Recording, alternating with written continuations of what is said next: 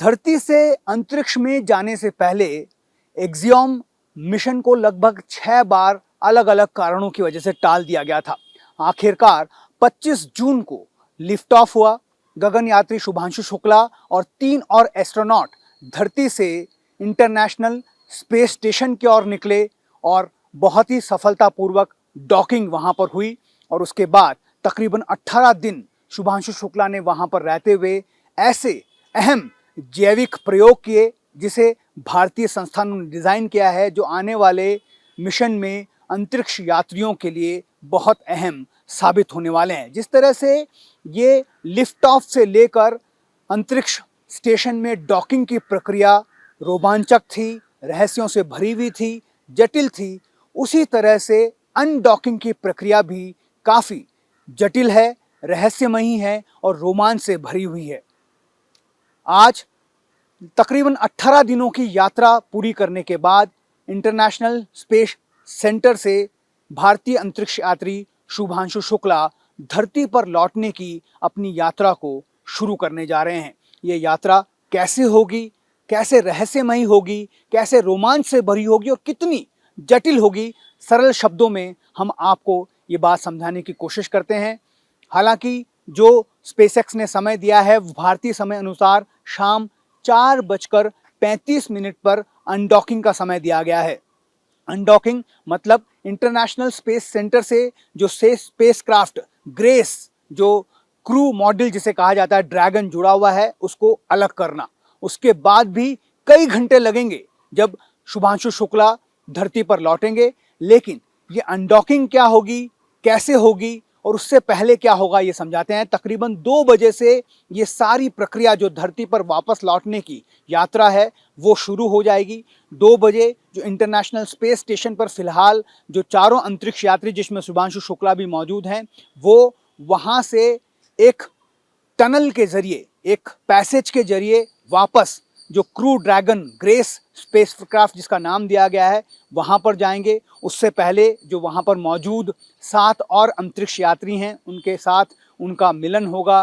Finally वो लोग एक दूसरे से हैंडशेक करेंगे, हग करेंगे, बाय कहेंगे। उसके बाद वहाँ पर वो जो स्पेसक्राफ्ट है जिससे उन्हें वापस आने की यात्रा शुरू करनी है, उसके सारे पैरामीटर्स को चेक किया जाएगा। ये सारा प्रोसेस होगा। उसके बाद ये भी चेक किया जाएगा जो फॉरेन ऑब्जेक्ट जिसे कहा जाता है, जो इंटरनेशनल स्पेस स्टेशन पर अगर किसी भी तरह का कंटामिनेशन वहाँ पर रहा हो तो वो वापस जो लौटते हुए क्रू है उसके साथ नहीं आए, इसके लिए पूरी तरह से उसे सैनिटाइज किया जाएगा। उसके बाद वो पैसेज जिसे हम एक टनल के रूप में समझ सकते हैं, जिसे जो हारमोनी जो स्टेशन है वहाँ पर उससे जुड़ा हुआ है, उस पैसेज से होते हुए ये चारों अंतरिक्ष यात्री जो है वो स्पेस एक्स के जो ड्रैगन क्रू मॉड्यूल जिसे ग्रेस का नाम दिया है पैगी विटसन ने, जो इस मिशन के कमांडर हैं, उसके अंदर पहुंच जाएंगे। उसके बाद वो स्पेस सूट पहन लेंगे। उसके बाद जो लैचेस जिससे डॉकिंग के समय हमने देखा था कि किस तरह से वो जाकर जुड़ गया था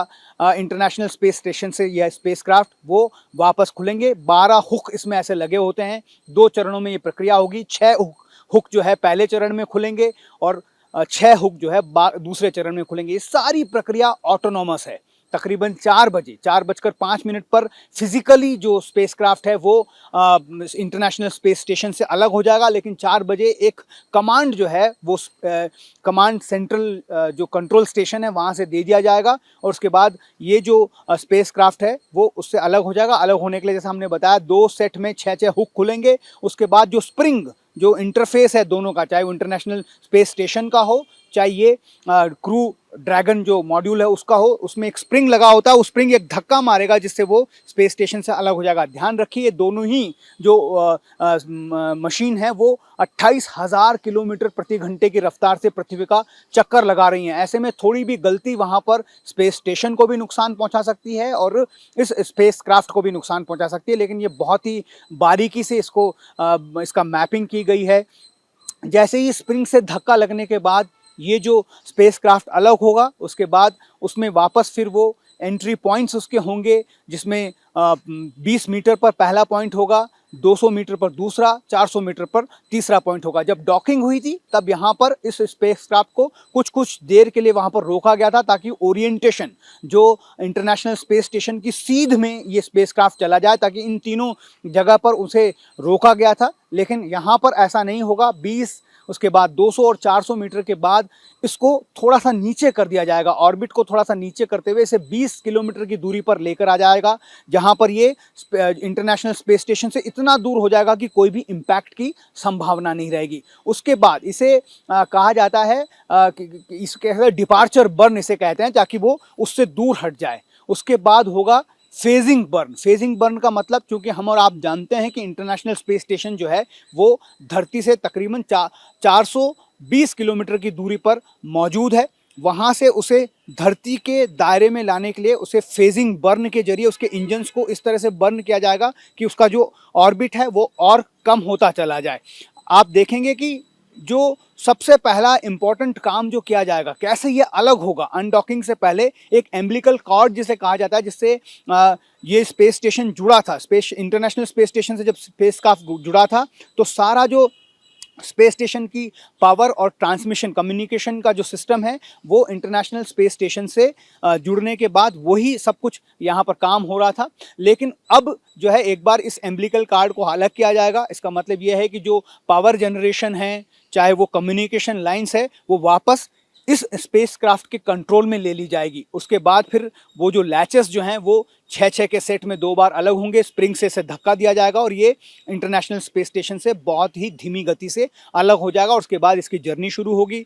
उस वक्त जब ये अलग होगा उस वक्त आप देखेंगे कि जो उसके सोलार पैनल है वो खुले हुए रहेंगे, वहाँ से वो एनर्जी जनरेट करता रहेगा ताकि उसकी जो वापसी की यात्रा है स्पेसक्राफ्ट की उसके लिए उसके पास पर्याप्त एनर्जी रहे। अब जब हम बात करते हैं फेज बर्निंग की, उस वक्त उसे धीरे धीरे पृथ्वी की तरफ लेकर आया जाएगा। इसी वजह से इसमें काफ़ी टाइम भी लगता है। उसके बाद फिर एक जो बहुत ही महत्वपूर्ण कड़ी है स्पेसक्राफ्ट के धरती पर लौटने की, वो है री एंट्री बर्न, यानी उस जगह पर जहां पर पृथ्वी का वायुमंडल है, वातावरण है, वहां पर बहुत ज़्यादा घर्षण होता है। घर्षण इतना कि स्पेसक्राफ्ट जो है 1800 डिग्री सेंटीग्रेड के तापमान से को चीरता हुआ धरती की तरफ बढ़ेगा। उससे पहले जो इनके जो अटैचमेंट हैं उन सबको अलग कर दिया जाएगा। सिर्फ जो मॉड्यूल है उसका जो कोन है वो भी बंद कर दिया जाएगा ताकि वो हीट शील्ड की तरह काम करे। और जब ये घर्षण से जो क्रू मेंबर्स हैं वो गुजरें उस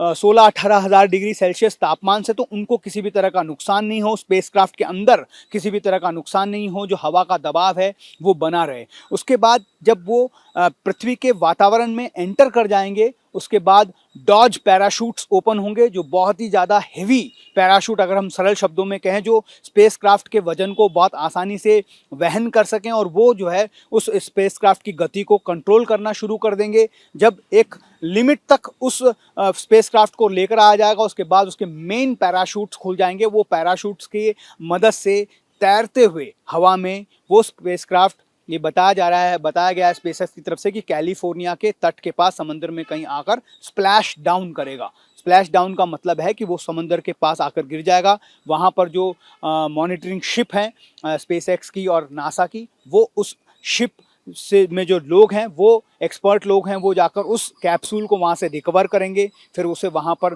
शिप पर लेकर आया जाएगा। उसके बाद वहाँ से शुभांशु शुक्ला सहित चारों जो अंतरिक्ष यात्री हैं वो बाहर निकलेंगे। इस पूरी प्रक्रिया में तकरीबन 22 से 23 घंटे का समय लग जाएगा।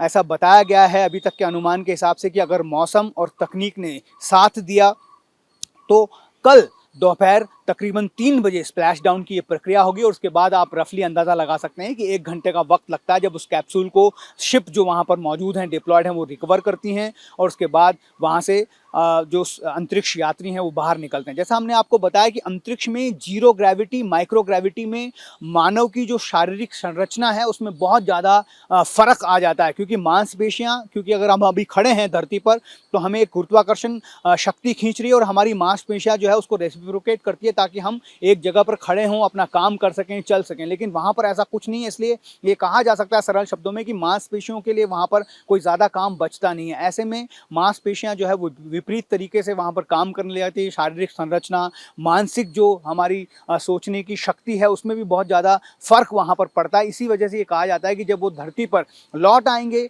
तब उन्हें तकरीबन 7 दिनों तक आइसोलेशन में रखा जाएगा, ताकि वो जो पृथ्वी के गुरुत्वीय भार को जो है वापस ले सकें और उसको महसूस कर सकें, जिसके बाद उनकी लाइफ वापस जो है वो नॉर्मल होगी और उसके बाद वो आगे का काम करेंगे। शुभांशु शुक्ला के लिए ये सिर्फ एक पड़ाव है, एक पहली कड़ी ऐसा कहा जा सकता है, क्योंकि शुभांशु शुक्ला का जो ये अनुभव है हमारे मिशन गगनयान में, जो हम एक क्रू मानव रहित एक मिशन भेजने की तैयारी कर रहे हैं, जिसकी परिकल्पना की गई है और ये कहा जा रहा है कि अगले साल उसको मूर्त रूप दिया जा सकता है और उसके बाद 2035-40 तक भारत का अपना एक भारतीय अंतरिक्ष स्टेशन यानी बीएस की स्थापना का लक्ष्य जो है भारत केंद्र की सरकार ने रखा है। तो ऐसे में शुभांशु शुक्ला का ये जो अनुभव है, ये बहुत बड़ा जो है मील का पत्थर साबित होने वाला है, ऐसा कहा जा सकता है। इसी वजह से शुभांशु शुक्ला के धरती पर लौटने के बाद भी उनकी जिम्मेदारियां और ज़्यादा बढ़ने वाली है। वो बाकी जो उनके साथ 4 जो